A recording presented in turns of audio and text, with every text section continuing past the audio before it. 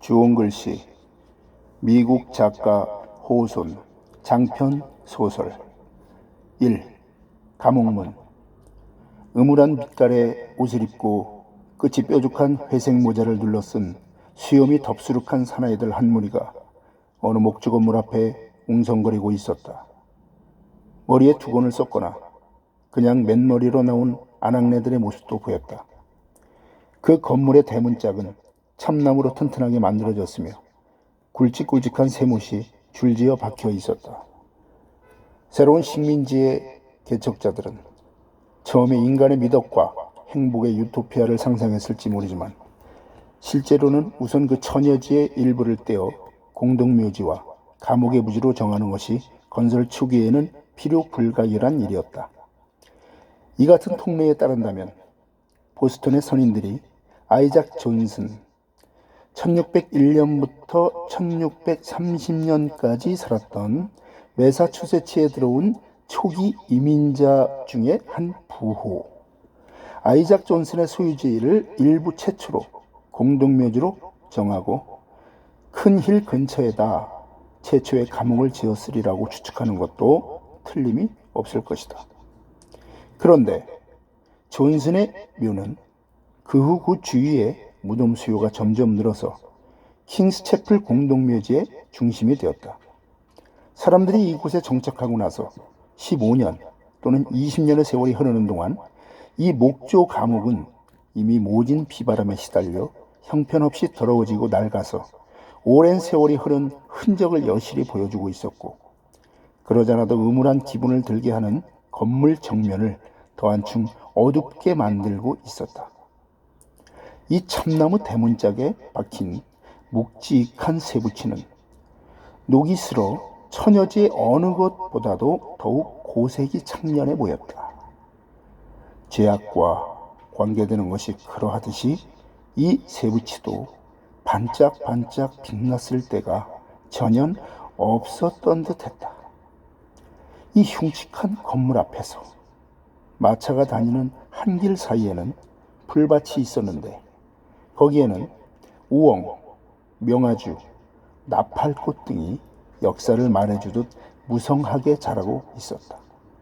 이 잡초들은 문명 사이에 악의 꽃이라 할 감옥의 부지인 토지와 뭔가 일맥상통하는 점을 지닌 듯했다.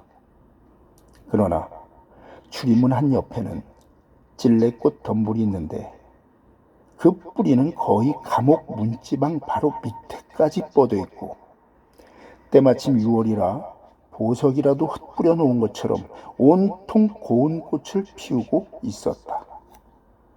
그 꽃들은 감옥에 들어가는 죄수에게 또는 형 집행을 받으러 가는 사형수에게 대자연 역시 마음 깊이 동정할 줄 알고 자비를 베풀 줄 안다는 표시로 그윽한 향기와 섬세한 아름다움을 나타내는 것인지도 모른다. 이 찔레꽃 덤불은 우연한 인연의 역사 속에 살아오고 있다.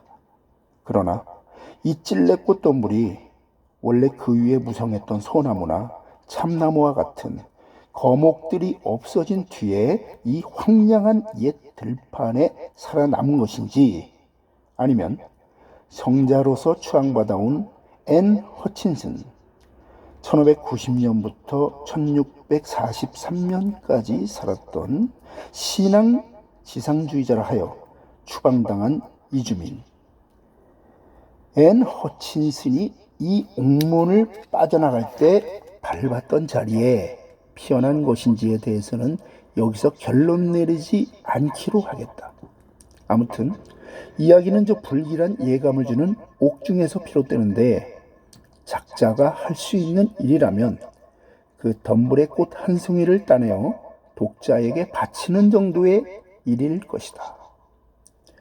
이 꽃송이의 이야기가 진행되는 동안에 혹시 나타날지도 모르는 아름다운 교훈의 꽃을 상징해 주거나 또는 인간성의 나약함과 슬픔으로 끝나는 이 이야기의 우울한 결말을 부드럽게 해주는데 조금이라도 도움이 되었으면 하는 것이 작자의 바람이다.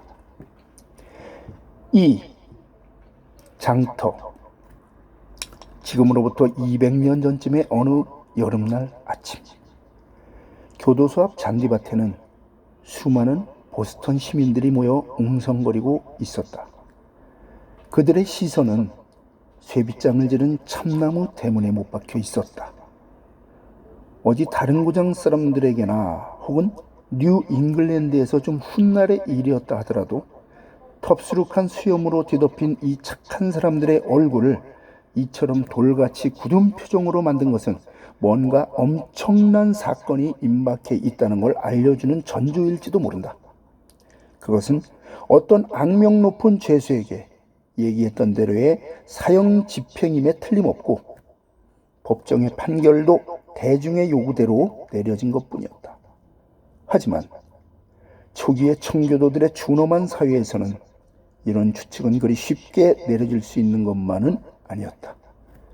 그것은 게으름을 피운 노예나 부모의 말을 듣지 않고 사고를 친 불량 소년이 당국의 손에 넘겨져 형장에서 곤장을 맞는 일일 수도 있고, 또는 도덕률 폐기론자나 퀘이커 교도나 그 밖에 이단자가 시외로 추방당하는 일일 수도 있으며, 또는 게으른 불황자인 인디언이 백인들이 마시는 위스키를 마시고 거리에서 추정했기 때문에 곤장을 맞고 삼림지대로 쫓겨나는 일일 수도 있기 때문이다.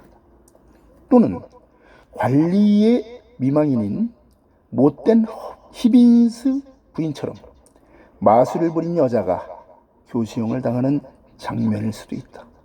어떠한 경우든 구경꾼들의 표정은 대체로 비슷한 근엄한 표정이다. 당시에는 종교와 법률이 거의 동일시되었다. 그래서 그 국민들의 성격도 종교와 법률이 철저히 융합되어 공중의 규율을 다같이 존중하고 두려워해야 하는 줄로 인정하는 사람들이 있었으니 그럴만도 한 일이었다.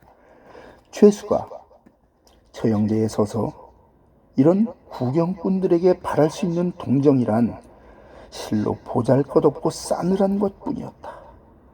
그러나 한편 오늘날의 기준으로 생각하면 약간의 수치나 비웃음을 살 정도의 형벌도 그 당시에는 사형에 못지않은 준열한 위험을 나타냈는지도 모른다. 이야기가 시작되는 그 여름날 아침, 군중 속에 끼어있는 몇 명의 여인들이 집행될 형벌에 각별한 관심을 보였다는 점에 유의할 필요가 있다. 그 시대에는 아직 근대화가 아니었다. 따라서 패티코트나 파딩게일, 허리가 가늘고 아랫단의 통을 넓게 부풀린 스커트, 따위를 입은 채 대중 앞에 나서거나 또는 경우에 따라서 교수대 밑에 모여 처형을 구경하는 군중들 틈에 커다란 체구를 서슴없이 비집고 들이미는 일조차 있었다. 영국에서 태어나 자란 그들 아낙네나 처녀들은 그들보다 6, 7대 후의 자손들에 비해 도덕적으로나 정신적으로 매우 거칠었다. 왜냐하면 그 6, 7대를 내려오는 동안 여자들은 대대로 앞시대의 어머니들보다 성격이 나약해진 것은 아니었지만 훨씬 더 창백한 혈색과 훨씬 더 단순한 아름다움과 연약한 골격을 물려받고 있었기 때문이다. 지금 옥문 주위에 모여있는 여자들은 남성적인 엘리자베스 여왕이 당시 여성의 대표자로서 고난했던 시대로부터 불과 50년 이내의 여성들이었다. 이 여자들은 엘리자베스 여왕과 같은 영국 여인들이었고, 조국인 영국의 쇠고기나 맥주, 그리고 그것들보다 더하면 더했지 뒤떨어지지 않는 세련되지 못한 정신의 양식, 교양이 그들의 몸에 배어 있었다. 그날 아침 밝은 태양은 이 여자들의 넓은 어깨와 풍만한 젖가슴과 그 먼 섬나라에서 무르익은 채 아직 뉴잉글랜드의 공기 속에서 창백해지거나 여일 결을조차 없었던 둥글고 혈색 좋은 볼을 비추고 있었다. 게다가 그 아낙네들, 여자들의 대부분이 아낙네 차림으로 보였기에 그 아낙네들이 짓거리는 말은 오늘날에 우리가 듣는다면 깜짝 놀랄 만큼 대담하고 맹랑하기 짝이 없었다. 말의 뜻이나 음량에 깜짝 놀랄 것이 틀림없다. 내 말 좀 들어봐요. 아기 어머니들. 50살쯤 돼 보이는 한 여자가 입을 열었다. 내 생각을 말할 테니 들어보라고요. 나이도 많이 들었고 또 교회에 다니는 신자로서도 나무랄 데 없는 우리들이 말이에요.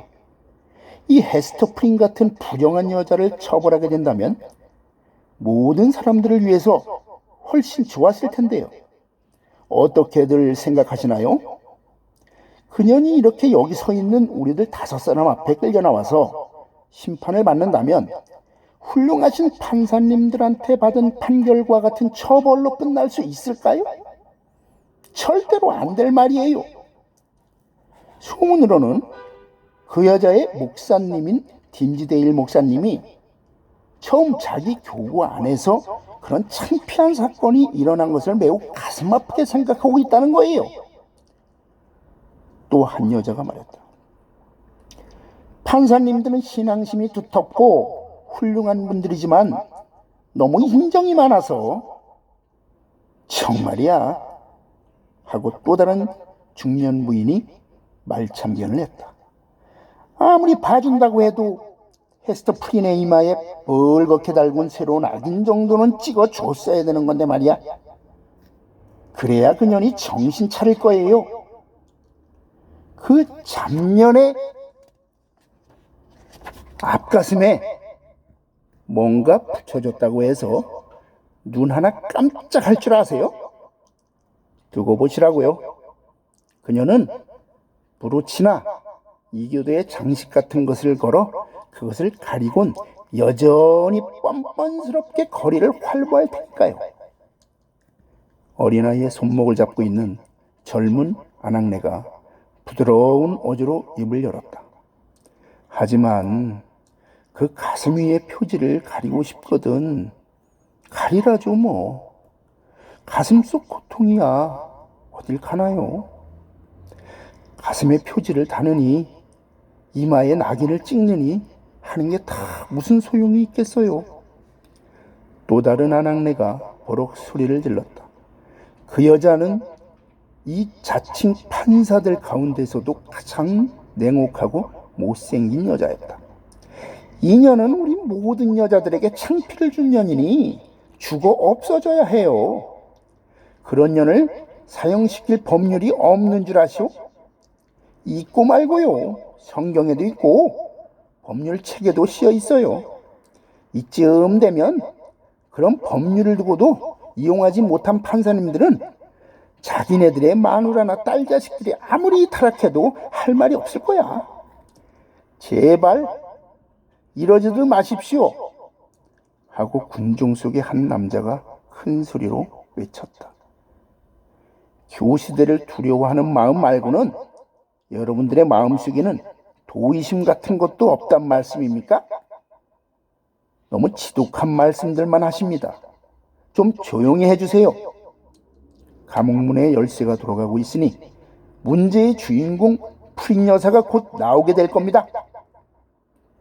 감옥문이 안쪽으로부터 활짝 열리면서 먼저 어둠에서 검은 그림자가 나타나듯이 허리에 칼을 차고 손에는 곤봉을 든 무섭고 험상궂은 형리가 나타났다.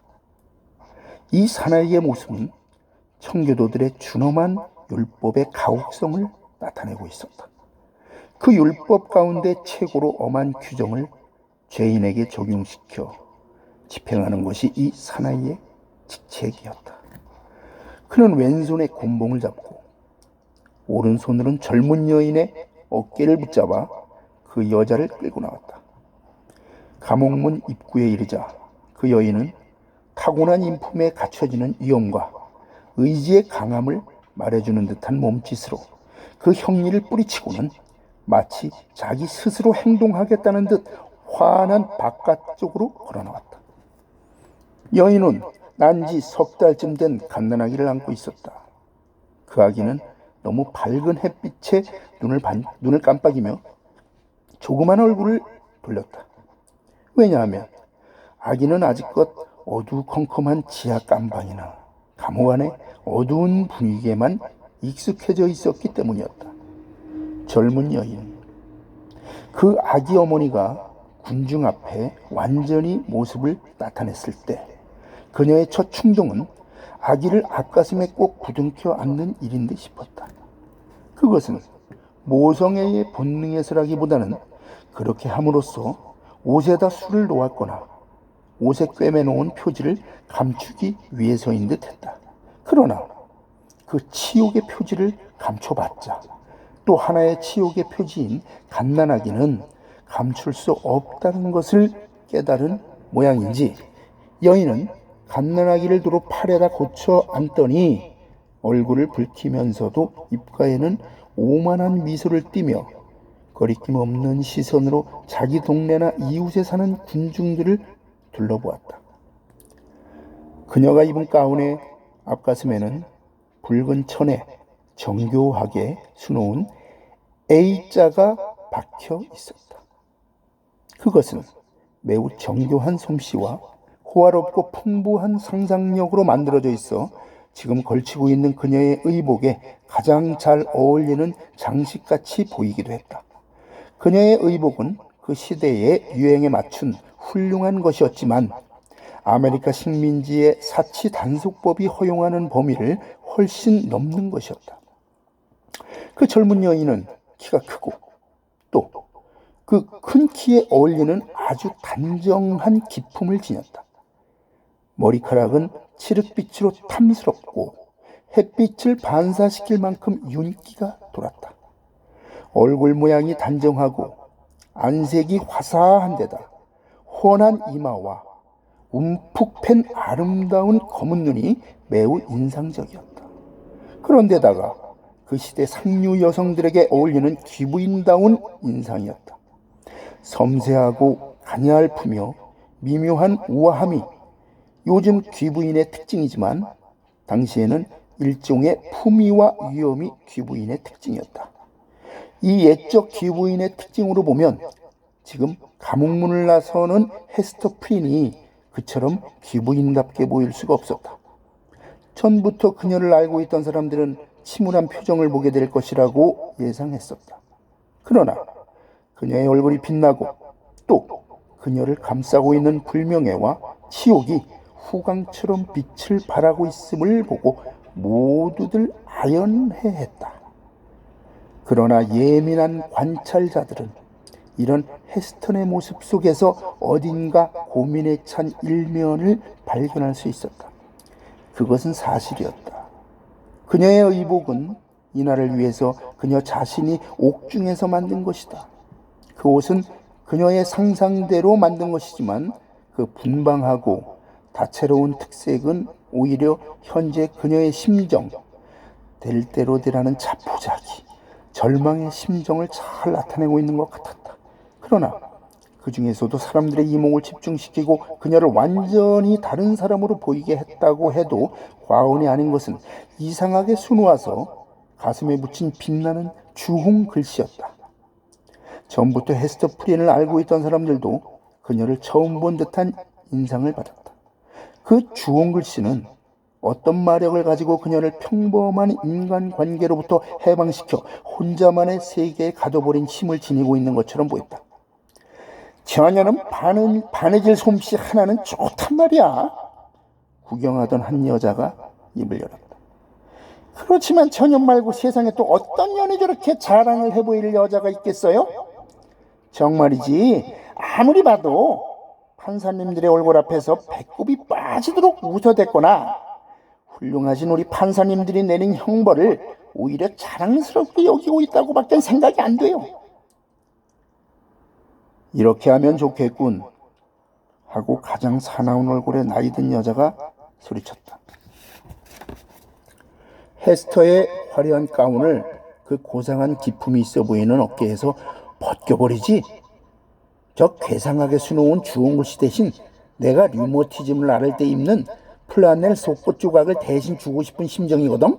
잘 어울릴 거야. 자, 여러분, 좀 조용히 해요. 하고 그들 중 가장 젊어 보이는 여자가 속삭이듯 말했다. 저 여자가 들으면 어쩌려고 그래요? 저 수놓은 글자 한 땀 한 땀이 저 여자의 가슴을 찌르지 않았을 리 없어요. 그러자 무섭게 생긴 그 형리가 곤봉을 휘두르며 소리질렀다. 여러분 좀 비키시오. 국왕의 이름으로 명령하는 것이오. 길을 비켜요. 지금부터 낮 1시까지 남녀노소 할 것 없이 이 버릇없는 옷차림을 구경할 수 있도록 이 여자를 세워주겠소. 죄를 지으면 햇님이 모시는 가운데로 끌려나오게 되어 있는 정의가 지배하는 매사추세츠 식민지에 신의 축복이 내리기를. 자, 갑시다. 헤스터 부인, 장터로 가서 당신의 주홍 글씨를 구경시킵시다. 이래서 모여든 구경꾼들 사이에 길이 트였다. 험상궂은 형리가 앞장서고 이마를 찌푸린 사내들과 야박하고 매정스러운 눈초리의 아낙네들이 행렬을 이루어 뒤따르는 가운데 헤스터 프리는 벌을 받기로 정해진 장소를 향해서 걷기 시작했다. 도대체 무슨 영문인지도 모르는 호기심이 가득 찬 한 무리의 아이들이 지금 일어나고 있는 일의 내용도 모르면서 다만 이 때문에 학교에서 오전 수업만 했을 것을 기뻐하며 앞장서서 뛰어가고 있었다. 그러면서 그녀의 팔에 안겨 눈을 깜빡이는 아기와 가슴에 붙어있는 치욕의 글씨를 흘끗흘끗 쳐다보기도 했다. 그 당시만 해도 감옥문에서 장터까지는 그다지 먼 거리가 아니었다. 그러나 죄수의 처지에서 본다면 상당한 거리로 생각될 것이다. 그녀의 태도가 자연스럽게 보이긴 했지만 그녀는 구경하려고 몰려든 사람들의 발소리를 들을 때마다 마치 자기의 심장이 한 길 위에 내팽개쳐져 마구 짓밟히는 듯한 고통을 느꼈을 것이다. 그러나 우리 인간의 천성 속에는 불가사의하고도 자비로운 하나님의 배려가 있게 마련이다. 인간이 어떤 일로 괴로움을 당할 때 그 고통이 얼마나 극심했던가를 깨닫는 것은 대개의 경우 그 순간에 받고 있는 고통에 의해서가 아니라 그 일이 지난 다음에 밀려드는 고뇌에 의해서인 것이다. 헤스터 프린도 거의 냉정하리만큼 침착한 태도로 시전의 일부인 이 장소를 지나 장터의 서쪽 끝에 있는 처벌대 앞으로 걸어왔다. 그 처벌대는 보스턴에서 맨 처음 세워진 교회당 바로 처마 밑에 있어서 마치 교회의 부속 건물처럼 보였다. 사실 이 처벌대는 당시 처형시설의 일부로서 2, 3대 전부터 이것은 이미 하나의 역사적 전설상의 유물로 남아있지만 옛날에는 시민들의 도의심 향상을 위해서 테러 정치가들을 처단했던 프랑스의 단두대에 못지않은 효력을 발휘했던 것으로 믿어졌다. 간단히 말해서 그것은 형틀의 단으로서 많은 사람들이 지켜보는 가운데 그 위에 죄수가 목에 칼을 쓰고 서 있도록 되어 있는 것이다. 죄인에게 창피를 준다는 의도가 이 나무와 새로 된 처벌대에 뚜렷이 나타나 있었다. 생각해보면 죄인으로 하여금 그 죄가 어떤 것이든 간에 창피함을 느끼면서도 그의 얼굴을 가릴 수 없게 하는 것보다 더한 모욕은 없을 것이다. 바로 이 점이 이 형벌의 취지였지만 헤스터 프린의 경우 그 밖에 다른 죄수들의 같은 경우와 다른 것은 없었지만 일정한 시간 동안 그 처벌대 위에 서 있는 것만으로 끝나며 칼을 씌우거나 머리를 움직여서는 안 된다는 사항은 없었다. 목이나 머리를 꼼짝도 못하게 하는 것이 이 무서운 기구의 가장 잔인한 특징이었다. 자기가 취해야 할 행동이 무엇인지 잘 알고 있는 헤스터는 나무 층계를 올라가 남자의 어깨 높이쯤 되는 처형대에서 서서 주위를 삥 둘러싸고 있는 군중들 앞에 구경거리가 된 것이다. 이들 청교도 사이에 천주교도가 한 사람 섞여 있었다면 우아하고 격조 높은 옷차림과 예쁜 용모를 한 이 여인이 가슴에 아기를 안고 있는 모습을 보고 옛날부터 수많은 화가들이 다투어 그리려던 성모 마리아의 모습을 상기했을 것이다. 이 세상의 죄를 사해줄 아기를 낳으신 순결한 성모 마리아. 물론 단순한 비교에 지나지 않지만 이런 것을 연상했을지도 모른다. 다만 헤스터 프린의 경우는 인간 생명의 가장 신성해야 할 특질 속에마저 깊은 죄의 오점이 찍힌 것이다. 이 여인의 아름다움 때문에 이 세상이 더욱더 어두워지고 타락해버린 결과가 된 것이다. 이 장면은 참으로 엄숙한 데가 있었다. 이 사회가 같은 인간 속에서 이 같은 죄와 치욕의 모습을 발견했을 때 두려움에 떨지 않고 웃어넘길 만큼 타락하지 않은 이상 언제나 사람들의 마음속에 두렵고 엄숙한 기분이 떠드는 것이었다. 헤스터 프린의 이런 치욕적인 모습을 목격하던 사람들은 아직 이런 소박하고 순진한 성품을 지닌 사람들이었다. 그 여인에게 내려진 판결이 사형이었다고 해도 그 가혹함에 대해 한마디도 시비를 걸지 않고 이 여인의 죽는 모습을 지켜볼 만큼 강한 의지를 가진 사람들인지는 모르지만 혹은 사정이 다른 사회, 청교도 사회가 아닌 딴 사회였다면 이런 구경은 웃음거리 정도의 취급을 당했을는지도 모르겠지만 이 사람들에겐 그런 냉혹성은 전혀 찾아볼 수 없었다. 또 설사 이런 광경을 비웃음의 대상으로 삼으려는 배짱이 있다 하더라도 주지사에 못지않게 위험이 있는 참사관들, 판사, 장군, 그리고 이 말의 목사님들의 엄숙한 얼굴 앞에서는 그만 압도되고 말았을 것이다. 이들은 공회당의 발코니 위에 위험있게 서거나 앉아서 이 처벌대를 내려다보고 있었다. 이런 양반들이 그들의 관직의 위험이니 존엄성을 손상시킴이 없이 이런 관중의 일부를 이룰 때 법정에서 내린 판결에는 거짓이 없고 효과적인 의미가 있다고 생각해도 괜찮을 것이다. 그래서 군중들은 침울하고 심각한 얼굴을 하고 있었다. 무수한 사람들의 시선이 자기에게 쏠리고 특히 자기 가슴에 집중되고 있다는 압박감을 받으며 이 불행한 죄인은 여자의 몸으로서 그래도 있는 힘을 다해 몸을 지탱하고 서 있었다. 정말 참기 어려운 고통이었다. 여러 가지 모욕으로 표현되는 대중의 멸시하는 듯한 태도가 가시처럼 또는 독약을 칠한 비수처럼 그녀의 가슴을 찌를지라도 정열적이며 매우 강렬한 성격을 지닌 헤스타는 그의 맞설 각오를 굳게 하고 있었다. 그러나 관중들이 보인 엄숙한 태도는 비웃음보다도 무서운 것이어서 그 여인은 모든 사람들의 저 냉엄한 얼굴이 차라리 자기를 비웃는 얼굴로 일그러져 있는 것이 오히려 나을 거라고 생각했다. 모든 남녀가 그리고 목소리가 큰 어린이들이 모두 조소를 터뜨려줬다면 헤스터 프린은 그들에게 오히려 빈정거리는 태연한 웃음으로 응수했을 것이다. 그러나 그 여인이 받아야 할 형벌의 고통은 납덩어리처럼 무겁게 그녀의 내부를 짓눌러 내부에 있는 모든 힘을 다해 울부짖거나 처벌대 위에서 몸을 내던져 뒹굴지 않으면 당장에 미쳐버릴 것만 같은 생각이 들었다. 그런데도 자기가 이채로운 관역이 되어 있는 이 장면 전체가 벼랑간 흔적도 없이 사라져 눈에 보이지 않게 되거나 그 광경이 유령과 같은 형상이 되어 희미한 형태로 어른거릴 때도 있었다.